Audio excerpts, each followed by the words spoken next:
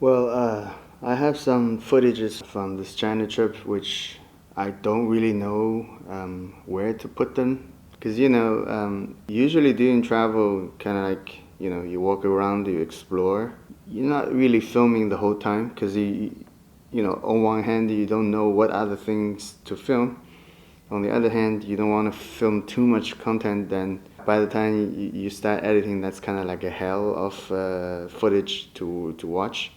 So that's gonna take a lot of time. So that kind of thing results either you film too little or you film too much. And I think during this trip I kind of filmed too little. Since you saw from the earlier video that I was with my friends the whole time, I don't know about other people, but for me, I think more and I film more when I'm alone. So when I'm with other people, it's kind of like I just join the group.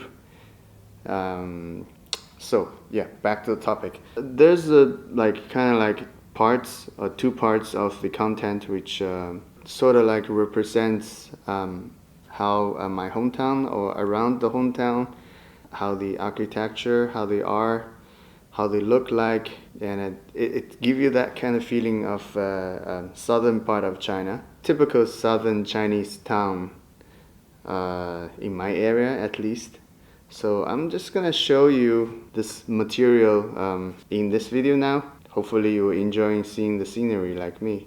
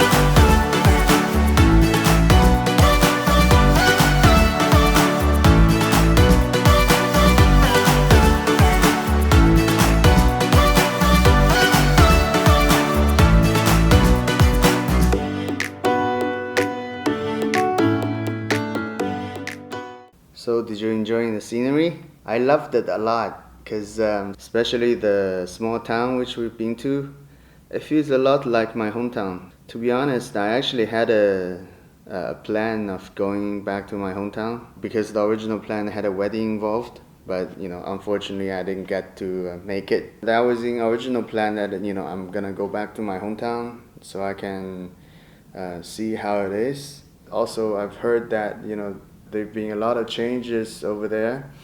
They're trying to remove some of the old things and trying to create something new, kind of like develop the whole place into a new tourism friendly area. So I really wanted to go, but it's just that the things came up during my stay in the city, and I don't really have that much time to the hometown to take a visit even. So this little town which I went, it brings back a lot of good memories. I was having this kind of hope that when my hometown's renovation finished, it can sort of like look like this. That's kind of like on my wish list. I hope it happens, but I'm not a decision maker. I'm not an architect or something, so I cannot explain things sort of like how structure-wise or architecture-wise how the olden structures are. So, for example, there was a bridge in the video, and all the buildings and the streets, they look pretty old, but I cannot explain any of that. That's just how it is.